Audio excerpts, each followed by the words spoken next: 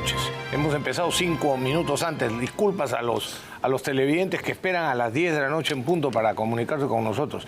Y para evitar el atropello del doctor Barba hoy día, vamos a empezar con un invitado especial, el doctor Humberto Abanto. El doctor, doctor Humberto Abanto, que nunca se equivoca, además.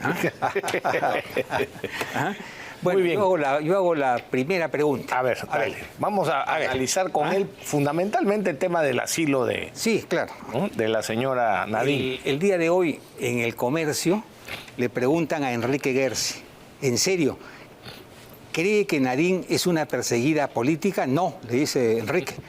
Pero con esa sentencia que han dado, le han dado posibilidades de argumentarlo, ¿no? Además, hay una crítica muy seria a los jueces y a los fiscales por su activismo político. Y esto le ha facilitado al gobierno de Lula darle el asilo por una aparente falta de neutralidad de los jueces, ¿no? ¿Tiene razón o está equivocado Enrique Gersi? No, Enrique está en la razón. Esta es una cosa muy grave y voy a decirlo lo más rápido posible, pero lo más exacto. La primera gran falla para mí, que no la señalan los demás, es que la sentencia ha valorado prueba adulterada. Quiero explicarles esto. Entonces, las famosas órdenes de pago de la Caja 2. Sí. Sí. Hay una orden de pago que dice un codinome Campaña Nacional 3. Eso es lo que presentó el Ministerio Público para acusar a los Humala.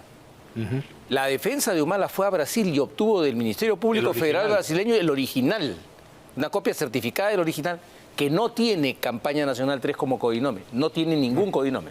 Entonces, de plano, los jueces lo que han debido hacer es pronunciarse sobre sobre el original que ya le habían a través del convenio de cooperación judicial Perú-Brasil, pedir Brasil, ¿cuál es el auténtico? Claro. No, decidieron sentenciar y valoraron el adulterado. Qué bestia. Más adelante, el otro problema es que Brasil anuló todas las pruebas que se han recogido como producto de la operación Lavallato. Y nuestros jueces han dicho que, bueno, será nulo en Brasil, pero para aquí sí es válido. Eso es más o menos como que el Banco Central brasileño diga que un real no es auténtico, un billete de reales no es auténtico, y el juez peruano diga, para nosotros sí es verdadero, se acabó el tema, ¿no? Y uno más grave, que digamos amenaza a todo el mundo y prueba que hay una intención de limpiar la cancha electoral, es que se les ha condenado. La imputación era que debían presumir que el dinero tenía origen ilícito. Sí, cosa que no es correcto. En el año 2011, ¿quién podía presumir la trama corrupta que había en la trastienda de Odebrecht? Claro. Nadie. Más aún, el año 2013, la memoria del presidente del Poder Judicial es publicada, es financiada por Odebrecht. O sea, si eso es cierto, el Poder Judicial es parte del esquema de lavado de activos. No, es el mismo libro que yo recuerdo que publicó el propio Poder Judicial. Claro. ¿La memoria es esa? Es la memoria. En la que sale, entre otros, o sea, como un gran empresario, el señor Barata, Yo, Jorge Barata, al lado de don Alberto Benavides de la Quintana. Así es. La foto es al lado. Tal cual. Entonces, y digamos, las fallas son tan gruesas que, en mi opinión, esto es un salvavidas a un equipo de fiscales totalmente desacreditado por su actuación, que les ha permitido salir a decir acá está la gran victoria y se han apresurado. Claro. Y algunos dijeron que esta es una sentencia histórica y yo dije es un error histórico y creo que Pepe con gran talento me dijo no, va a ser una revocación histórica. Yo creo que va a ser anulada o revocada, pero eso va a ocurrir. Ocurrirá con la Sala Penal de Apelaciones, ocurrirá en la Sala Penal Permanente o lo hará el Tribunal Constitucional, pero esa sentencia no se va a mantener en pie. Bueno, ahora está claro que la sentencia está mal dada. Por otro lado, el asilo. Bueno, ahora con mayor razón... Antes de eso, estaba escuchando a algunos juristas, entre ellos a Pacheco Mandujano, y él expresaba este punto de vista. La señora que preside esta sala tiene fama de ser correcta y de ser capaz. No puede haber sido un error, ¿no? Entonces, yo supongo, dice, que le han encontrado algo y esta presidenta de la sala ha sido extorsionada o ha querido servir políticamente al equipo Lavajato. Pero la sentencia tal como está dada es un desastre absoluto. Yo me decanto por la opción de que se trata de un salvavidas. Yo quiero marcar algo acá que es importante. Todo el mundo mira a Pérez, que es un personaje llamativo, mira a Bela Barba, que también es llamativo, les gustan las cámaras, le gustan las presentaciones estruendosas. Pero ellos no son los que han causado los daños a lo largo de la operación Lavallato en el Perú. Los daños los han causado los jueces. O sea, ¿quién mandó a la cárcel a Keiko Fujimori? ¿Los fiscales? No, los fiscales pidieron la cárcel. La cárcel se la dieron los jueces. Pueden pedir la luna, ¿no? ¿Quién pidió la detención preliminar de Alan García? Fue un fiscal, pero quien se la dio fue un juez. Fue un juez. Y en general, la prisión de Luis Castañeda Alosio, que termina casi sus últimos días, un poco más y muere en Castro Castro, porque salió para morir. Y la negativa de la excarcelación de Fujimori, que tuvo que finalmente ser resuelta por el Tribunal Constitucional. O sea, acá hay que poner el ojo en el Poder Judicial. Hay un maridaje entre la Fiscalía y el Poder Judicial en orden a alterar el sistema político y convertirse en los grandes electores en el Perú. Ahora, cuando se le dio el asilo, muchos juristas aquí en primera instancia se rasgaron las vestiduras, que no puede ser, ¿no? Que hay que denunciar a Brasil ante la comunidad internacional, que el gobierno ha hecho mal en ceder, ¿no? Pero resulta de que estaban equivocados. Estaban equivocados. ¿Cómo está? El artículo 36 de la Constitución peruana dice: el Estado reconoce el asilo político, acepta la calificación del asilado que otorga el gobierno asilante. Así es. O sea, es evidente. Sí, es evidente. Yo te advierto que escuché primero los comentarios y seguí escuchando. Y ya me di cuenta después de que alguien comentó, pero no se vayan ni a la Convención de Caracas, ni la Constitución peruana, el artículo 36. Ese fue Rodríguez Mackey, dijo, no se vayan tan lejos, vean la Constitución peruana, nada así más. Es. Bueno, o sea, está clarísimo, y está así, tanto en las convenciones como en la propia Constitución, que quien decide si corresponde o no el asilo no es el Perú. En este caso es el país asilante. Claro, eso está. Pero haya sido o no haya sido perseguido, quien lo decide es el país asilante. O sea, que en este caso le correspondería a Brasil decidirlo. Claro. Y a Perú le correspondía que si Brasil daba la calificación de asilado, tenía que entregar el salvoconducto, era su obligación internacional y constitucional. Es lo que ha hecho. Ha habido bárbaros. Yo quiero decir esto, ¿no? Esto es una línea de pensamiento que no comienza hoy. Comienza con el caso de Alan García, que fue recogido en el fallo que le dio la detención preliminar, donde el juez Sánchez Balbuena declaró que una de las muestras de peligro de fuga era que había intentado ejercer el derecho de asilo, que había intentado asilarse. No dijo que el derecho de asilo porque tal vez no conozca el concepto. El hecho es que el derecho de asilo, como lo ha dicho Rafael, no solo es un derecho constitucional, es un derecho humano. Claro. Entonces, cuando alguien ejerce un derecho humano no puede tener peligro de fuga. Todo el mundo ha dicho, no, muestra peligro de fuga, y eso debe hacer que a su esposo no le revoquen la prisión prematura que le han impuesto con el adelanto de fallo. Que, ojo, termina dándole la razón a Brasil en la calificación. Sí, claro. ¿No? Entonces, la idea aquí, y creo que esto tenemos que tenerlo claro, el asilo es una institución humanitaria, constituida como una creación latinoamericana, es muy latinoamericana. Y el gran ejemplo fue Aya de la Torre. Entonces, cuando estos bárbaros decían, Dina debe hacer como Ecuador y meterse a la embajada en México, lo que es una monstruosidad, o no debe dar el salvoconducto. Lo que más podría hacer Dina, en todo caso, la señora Boluarte, es, si está disconforme con la decisión de Brasil, entregar el salvoconducto y llevar el tema a la Corte Interamericana de Derechos Humanos o a la Corte Internacional de Justicia.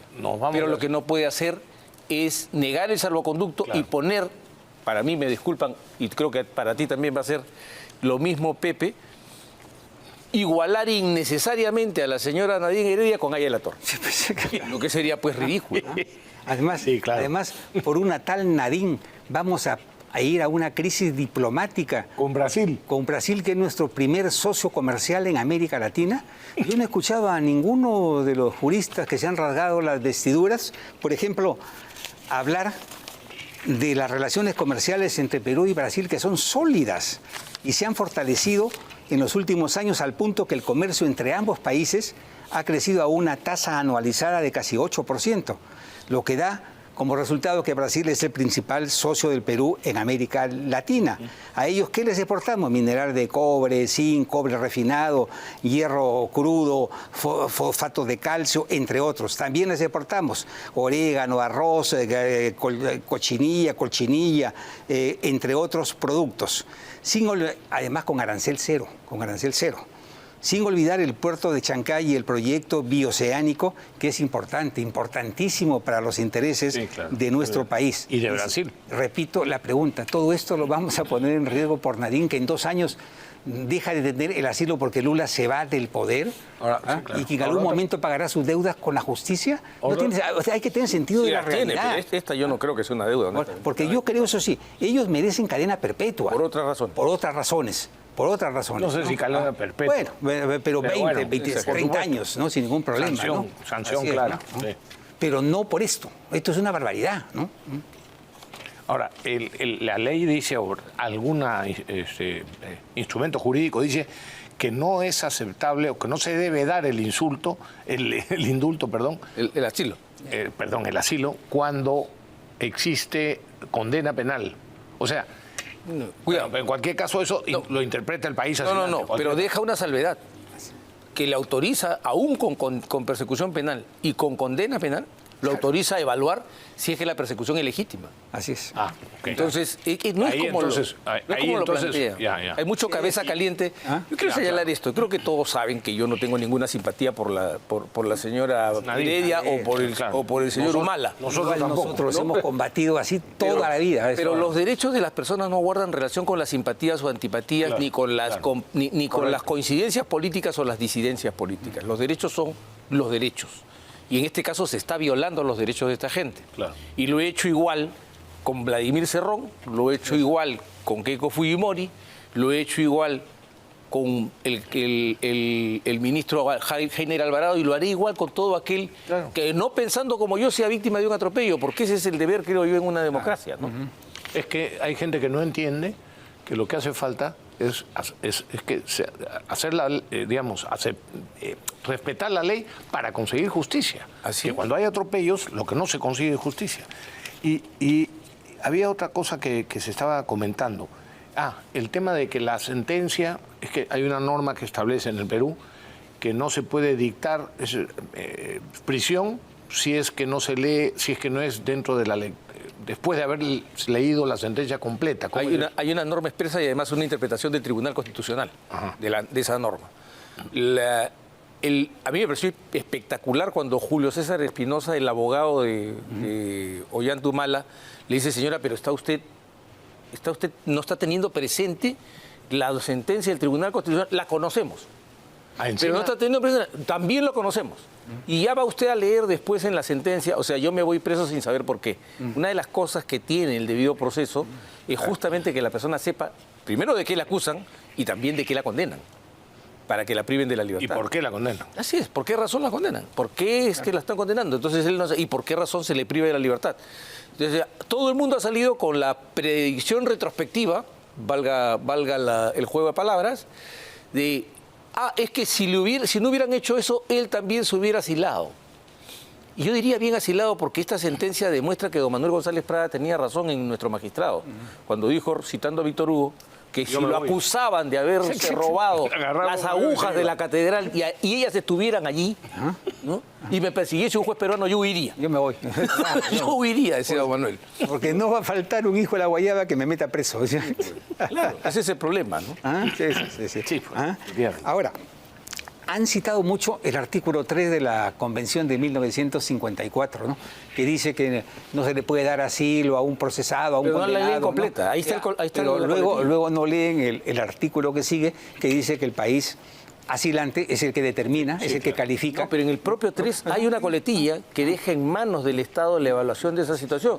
Porque del Estado asilante. Claro, del Estado del Estado requerido, como se le dice en términos. El Perú dice que es un delincuente, sí, pues, pero nosotros pensamos que no es un delincuente y que la justicia de ustedes contiene aguas o contiene vacíos o está manipulada, y en consecuencia yo le doy el beneficio de la duda y le doy asilo político. Se acabó.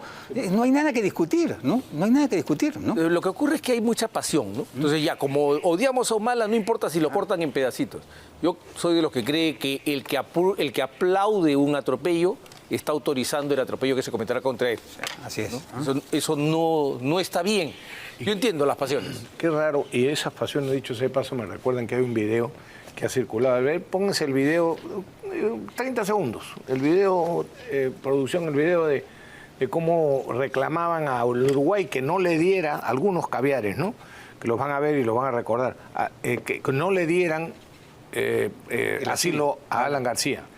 Hoy yo no he visto a todos esos decir lo mismo de este caso. Es que no pueden meterse con el abuelo de la corrupción, con el jefe de la Cosa Nostra en América Latina, que es que Lula, pues, hombre, por favor. A ver, pongan como recuerdo. No, pero hoy, fíjense que hoy todos se lavan las manos, o sea, todos se alejan. Sí, hoy no piden. Porque el señor Humala y la señora Heredia deben recordar una cosa: los caviares son como los parásitos, terminan devorando a los que los alojan. Sí. No, definitivamente, ¿no? Sí, efectivamente. Y nosotros que no simpatizamos con Humala, que no fuimos ministros de Humala, no fuimos presidentes del Consejo de Siempre Ministros. combatimos su frivolidad y sus corruptelas. Este programa empezó el primer día útil del gobierno de Humala, el 1 de agosto del 2011. ¿Te acuerdas? Sí, claro. Bueno. Pero es más la hipocresía, porque yo no los he escuchado, por ejemplo, tener esas condenas brutales con la señora Viana. No, efectivamente. No he visto Tampoco. que haya marchas, no he visto spots. El señor Olivares se le acabó la creatividad para hacer un vídeo acerca de la señora Viana. Sí, efectivamente. Efectivamente. Esa fue la doble moral de algunos, ¿no? Y algo que recuerda Rodríguez Mackey es en lo que se refiere al artículo 9 de la Convención, que dice que una vez que el país asilante pide el salvoconducto, el país, en este caso el Perú, debe ser concedido de inmediato. ¿Qué es lo que ha hecho la Cancillería? Es lo que ha hecho. So riesgo de una crisis diplomática que no tenía ningún sentido por un personaje como pero además ya quieren llamar al canciller al Congreso, y ya quieren hacer el show. Esa es otra. ¿no? Rasgarse las vestiduras. Efectivamente. Ese es el problema. No se dan cuenta de que mañana más tarde ellos podrían estar pidiendo este asilo. Exactamente, lo mismo. El Perú tenía que entregar el salvoconducto. Eso es todo, ¿no?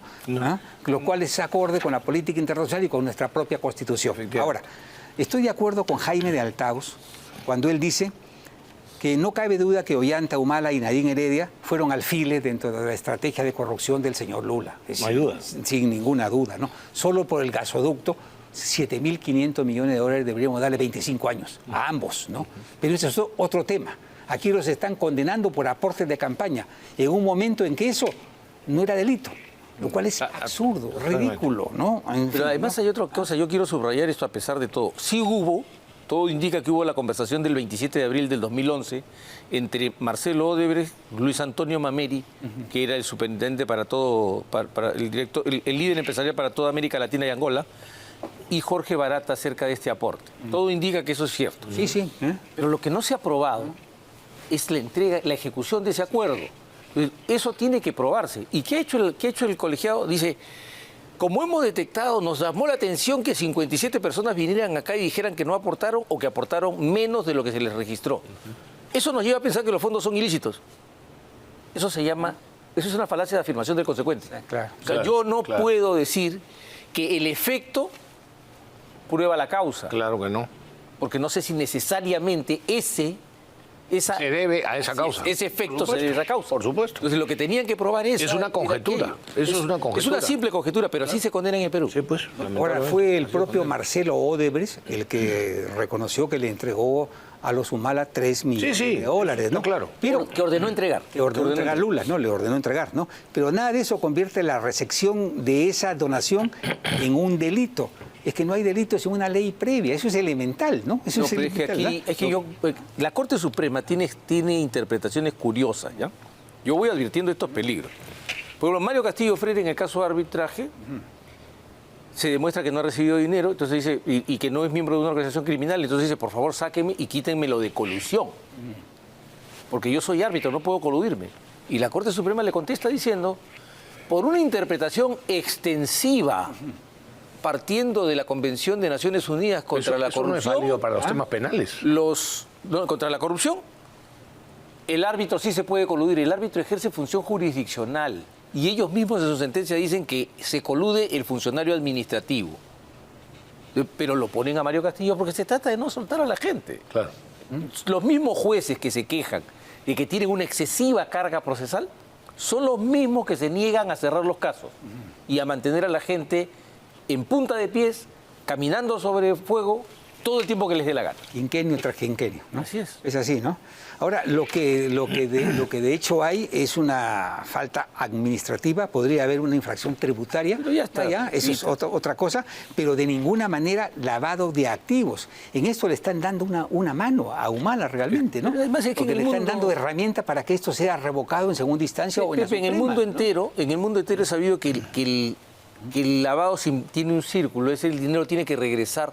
La idea del lavado es que yo lavo para que el perpetrador del delito disfrute de ese los lavado. productos de su Claro, delito. claro. Acá, ¿cómo iba a disfrutar Odebrecht? Claro, Entonces, sí, ¿qué claro. dicen los jueces? No, es que ese es un tema criminológico, no está en el tipo penal. Oiga, ¿cómo que no está en el tipo penal? Si en el tipo penal está para evitar su decomiso o incautación. Bueno. Es decir, para que se pueda llegar a manos del autor del delito fuente. Por supuesto. Pero no, porque nos gusta mantener a la gente perseguida. Si ellos cambian esto, todos tendrían que irse. O sea, tendría que irse Humala, tendría que irse Keiko Fujimori, y no pueden permitirlo. Miren ustedes el atrevimiento de poner en duda, de solicitar la Fiscalía, y estoy seguro que luego se podría tramitar, la desaparición de Fuerza Popular, la desaparición del partido en el que está Carlos Álvarez. Todo eso puede ocurrir porque, lamentablemente, por un error grave del legislador, se adoptó en el Perú una norma que solo es propia del sistema alemán. Alemania tiene la democracia militante, tú lo sabes. Nadie que no acepte las reglas democráticas puede estar. El Perú tiene una democracia liberal. No puede hacer eso. Ya ocurrió con Antauro, estuvo mal.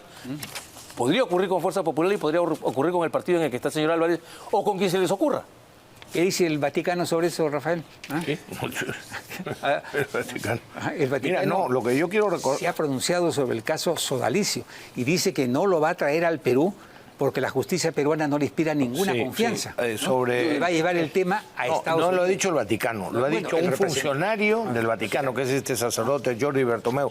De él me voy a ocupar dentro de un momento. Pero habrá que ver si Pero- es que el Papa mantiene eso, porque Que- el es que Perú no tiene- podría o sea, nosotros- considerar la denuncia del Ah, pero concordato. Por supuesto, como una nosotros grave tenemos tipo. todo el derecho como peruanos de comentar nuestras cosas, pero un extranjero, sobre todo un funcionario de un país Y extranjero, más aún un cura que está prohibido de hacer política. efectivamente, no tiene ningún derecho a Y hay pronunciarse de esa hay manera. que distinguir entre el Vaticano de la fe y el Claro, Vaticano y el como Vaticano Estado. Estado, Y el así es. Vaticano como Estado Así es. no puede darse el lujo de pronunciarse sobre la justicia peruana. Bueno, pero el Así, en señor esos Schaller términos. debería enviar una nota de protesta para decir, oiga, Sí, señor, ¿ustedes están de acuerdo así con eso? debería hacerlo, Si están de efectivamente. acuerdo con eso, vamos a tener un problema. Efectivamente. Revise. Oye, pero yo quiero aprovechar para mencionar dos cosas. Ha muerto el almirante Alberto Rivero Valdevellano, otra víctima de los jueces ideologizados que lo condenaron el año pasado a 18 años de prisión, 40 años después de los supuestos hechos que le atribuían. ¿Ah? Y esas juezas eran Miluz Jacano, Otto Verapinto y Helbert Llerena. Tomemos nota. Las ONGs IDL y APRODE, que estuvieron están detrás de la persecución de los militares, y en este caso concreto un falso testigo que declaró en el juicio, está en los documentos del juicio, Luis Araujo Quirós, que ni siquiera había nacido hace 40 años. Y hace 2 semanas, simplemente como recuerdo, falleció también otra víctima de estos persecutores, de estas persecuciones, tan abusivas como ilegales, el capitán de navío Gustavo Cárdenas Brou. Todo con la falsa e ilegal tesis de la imprescriptibilidad. No, pero ya se va a ver. Yo espero que el Tribunal Constitucional pronto vea que ya hay derecho. la inconstitucionalidad de la Ley 32.107.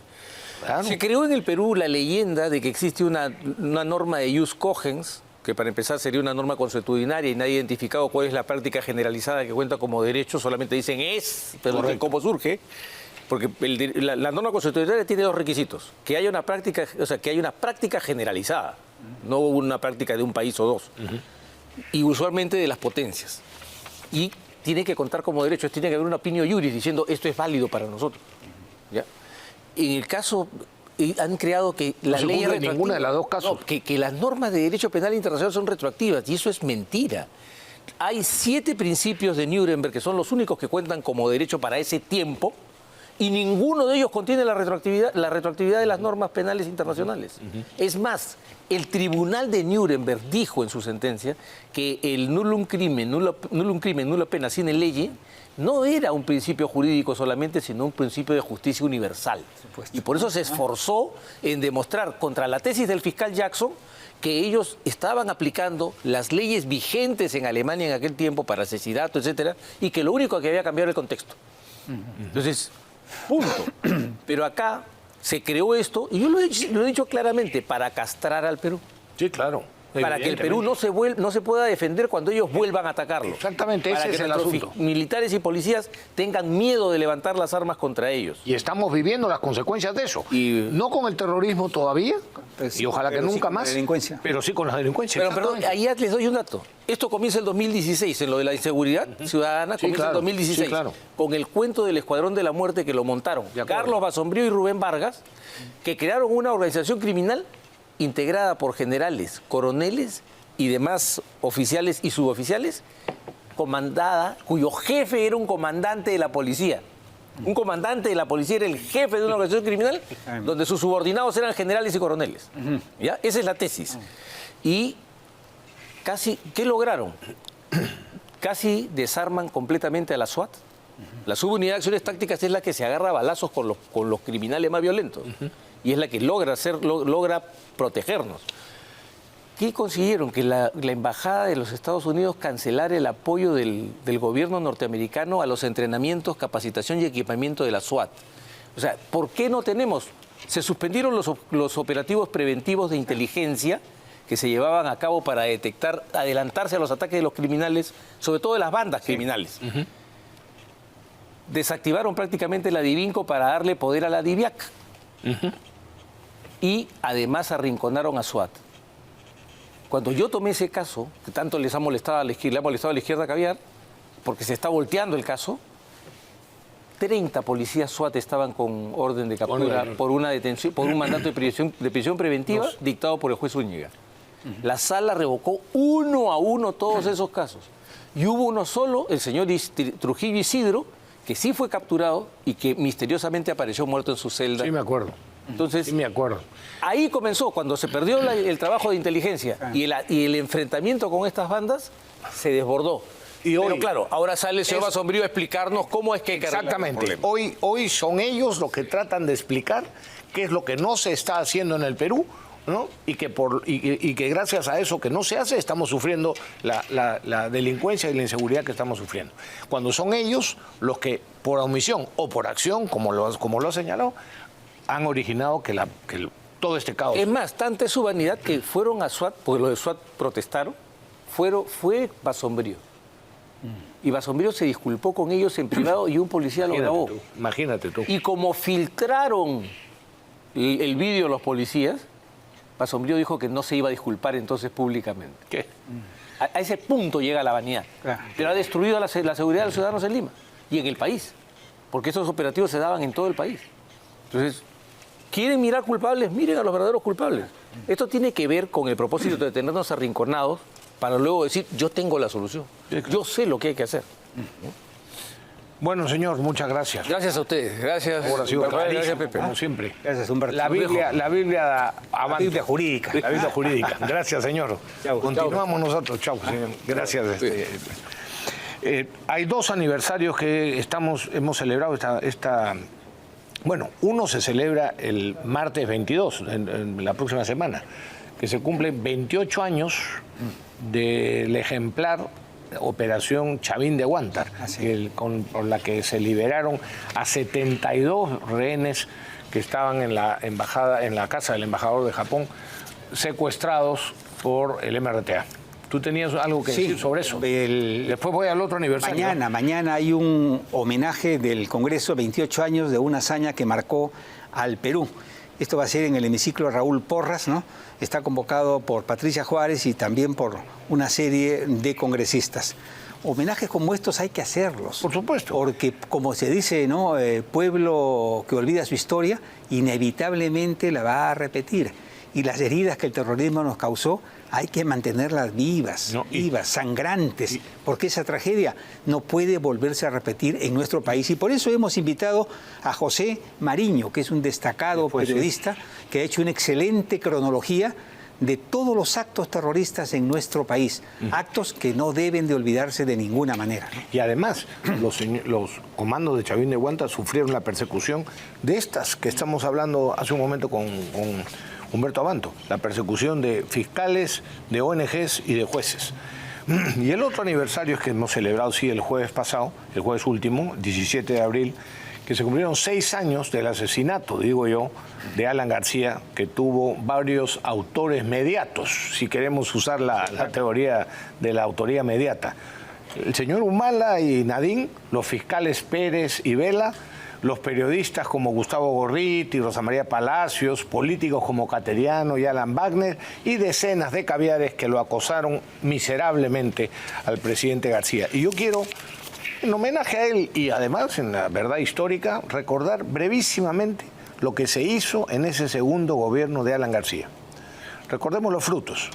El Producto Bruto Interno se duplicó con un crecimiento anual de promedio de 7.2% y pasó el PBI per cápita de 2.900 a 5.900 dólares.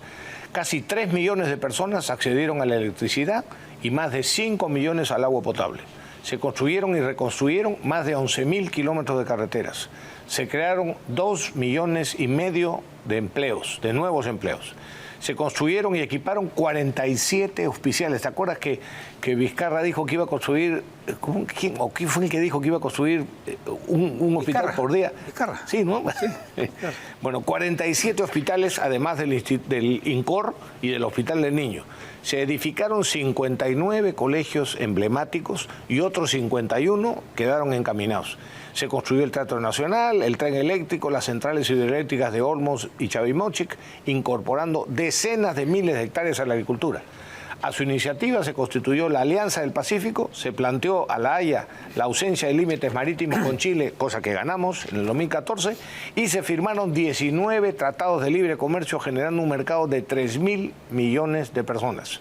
Y por eso, durante ese gobierno, casi 6 millones de personas, de peruanos, dejaron de ser pobres, muchos de los cuales lamentablemente han regresado a ser pobres como consecuencia de los desastres de los últimos gobiernos. Y cuando la Corte Interamericana de Derechos Humanos le ordenó al Perú que pague reparaciones a los terroristas, efectivamente, Alan García fue el único presidente que los mandó al diablo.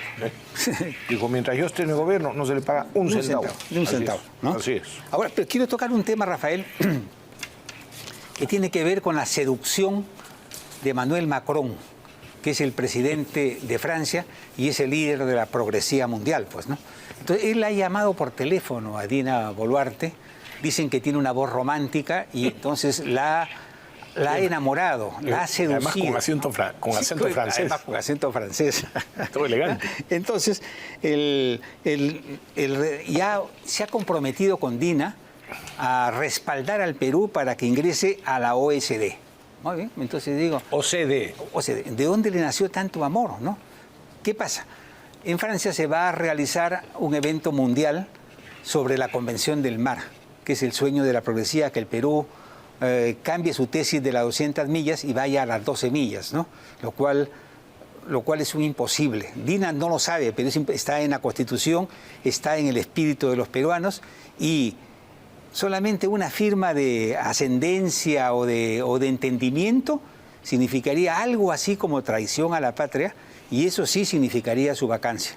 Yo le recomiendo al Congreso que no le den permiso, porque dudo que la señora entienda en lo que se está metiendo, ¿no? Pero Macron le dijo una larga conversación donde conversaron sobre la lucha contra el crimen organizado, muy bien, ¿no? Cómo trabajar juntos contra el cambio climático, la protección de la biodiversidad, preservar los bosques, actuar a favor del medio ambiente y, claro, asistir a la reunión de las Naciones Unidas sobre la Convención del Mar, donde ellos esperan sacarle alguna firma, algún compromiso para avanzar hacia, en esa línea, hacia la Convención del Mar, ¿no? Que por supuesto, en otras palabras y en cristiano, va a tener serias consecuencias. No sea usted torpe, consulte bien, ¿no? Señora, sí, así es, señora Boluarte, no se meta en una camisa de 11 varas que le va a salir carísima si es que lo intenta. Así es. Aunque sea con el ¿cómo le llaman? El cortejo de Macron. No se deje ganar por eso. Le han dicho, no, pero no hay ningún problema, las 200 millas, sí. Lo que pasa es que va a haber, ¿qué es el marco? La Convención del Mar establece un marco legal para el uso de los océanos en el mundo. Y hay una institución sobre ella, compuesta por burócratas internacionales, a los cuales el Perú tendría que pagarles también su cuota, y te van a decir, cuidado, aquí no se puede pescar esto, por agua. Se meten completamente, como quieren meterse en el tema de los bosques, de la Amazonía y todo lo demás. Por eso es que Estados Unidos no ha firmado esta convención. Venezuela desde 1984 ha rechazado también esta convención, ¿no? Y el Perú no solamente la ha rechazado, la ha puesto en su constitución, ¿no? Sí, claro.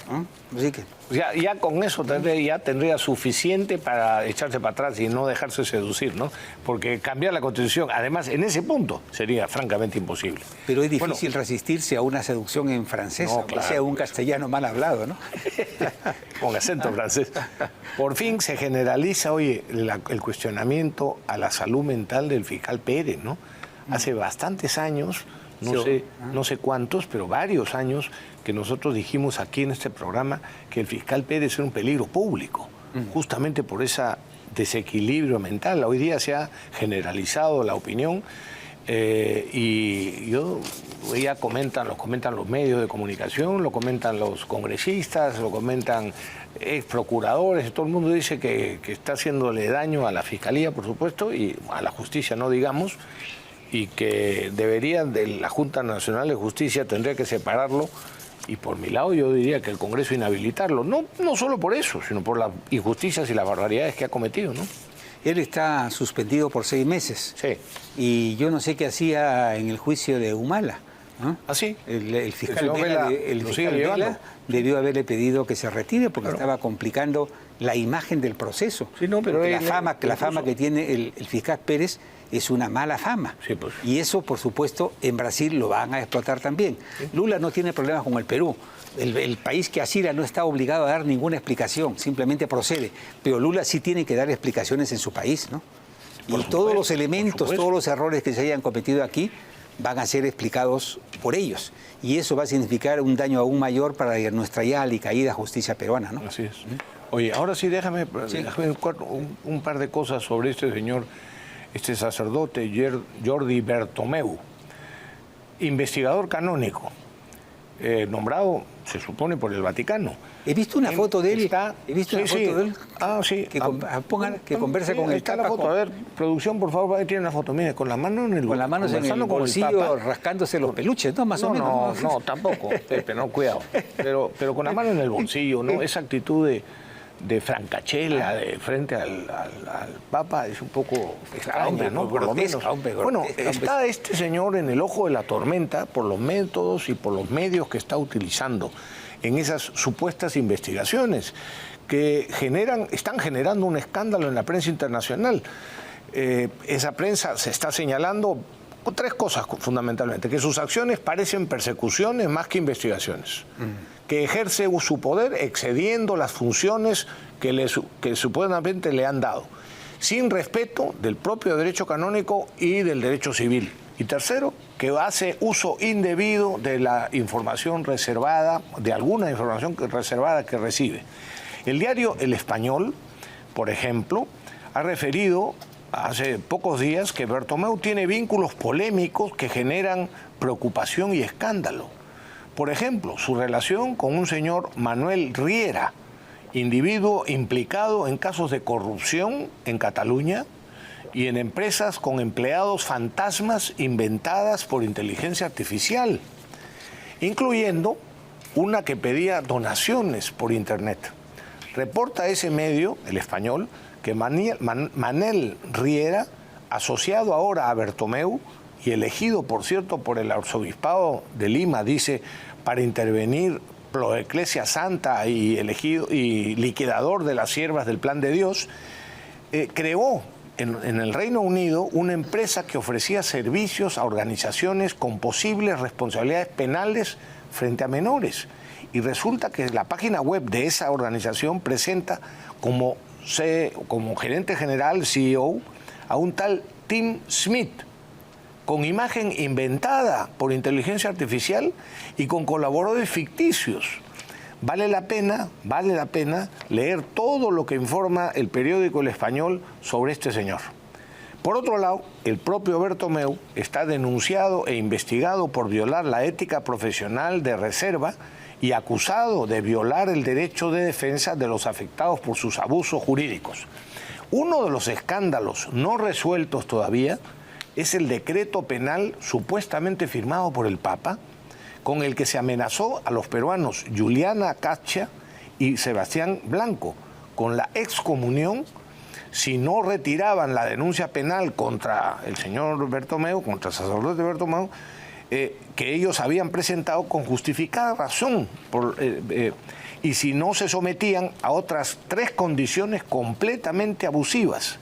Días después se supo que el propio Papa sostuvo que no recordaba haber firmado esa amenaza y que en todo caso la revocaba de inmediato, y parece que la revocó de su propio puño y letra.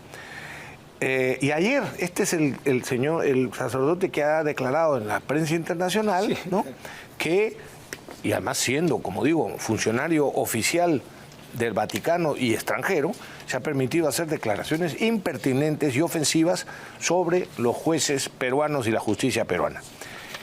Penoso, la verdad, penoso y lamentable por el daño que se hace también a la Iglesia Católica, ¿no? Nosotros podemos criticar todo lo que nos nazca del forro. Sí, claro. Pero un diplomático y representante de un Estado, porque el Vaticano es un Estado para estos fines, no tiene ningún derecho. No puede comportarse de esta manera, ¿no? Como decía Humberto, debería merecer una nota de protesta de la Cancillería peruana.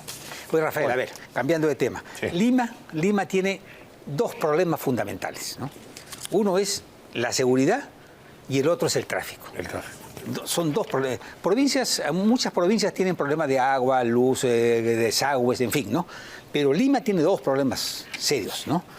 La editorial central del Comercio de hoy día está dedicada a ese infierno diario que sufrimos los limeños y que no es otro que el maldito tráfico limeño. De acuerdo con el último ranking mundial sobre tráfico, Lima es la ciudad del mundo en la que más horas se pierde por el tráfico entre más de las 500 urbes evaluadas. Según el informe, el limeño promedio pasa cerca de 155 horas al año atrapado entre humos, carros, buses y motocicletas. Los candidatos en campaña, por lo general, hablan de grandes proyectos, ¿no? El Perú renace, Perú potencia, en fin, ¿no? Pero ponen en un lugar secundario los verdaderos problemas que afectan al país, que afectan a los peruanos. Todos los días. Por ejemplo, esto en Lima, sí, ¿no? Claro. La seguridad y el tráfico. Claro. Y no hay luz al final del túnel, no hay soluciones, ¿no? Y hay otros temas que tienen que ver con todos los peruanos, que son la salud. No hay una salud de calidad, la salud es deplorable. Las colas son infernales. Los que son programados para una operación la obtienen a los 4 meses cuando ya se murieron muchos de ellos. ¿Ah? Es un desastre. La educación es de las peores del mundo, ¿no? De las peores del mundo. La infraestructura que reclaman nuestras provincias. Esos son los problemas reales que la gente tiene. Sí, sí. Si en la campaña aparece un candidato capaz de articular los verdaderos problemas que sufren los peruanos dentro de un discurso serio, el problema es entonces va a tener una gran ventaja sobre los demagogos y los charlatanes, ¿no? El problema, Pepe, es que muchos candidatos lo que hacen es hacer un listado de buenas intenciones. Dicen lo que habría que hacer, pero no dicen cómo lo van a hacer, ¿no? Y cómo van a hacer realidad esas promesas. Ese es el problema. Ese es el problema real de la demagogia de muchos políticos, ¿no? Y eso es contra lo que en este programa seguimos y seguiremos luchando, ¿no? Y denunciando. Nos están pidiendo una pausa, ¿no? Un corte. Vamos a regresar, corte, por cierto, en el próximo... Regresamos con José Mariño. José Mariño. Pásame ese libro. Autor de este libro. Muéstralo. Está el libro. La cronología sangrienta y oculta del Sendero Luminoso, ¿no? Este es un documento fundamental, porque como dije antes, estas historias no deben de olvidarse. Sí, señor. Hay que recordarlas siempre, porque de otra manera se repiten. Y nada puede haber sido más trágico en la historia del Perú que Sendero Luminoso y el MRTA. Y este libro da una cronología exacta de lo que pasó, de la tragedia que vivimos y sufrimos todos los peruanos, ¿no? Pausa y regresamos.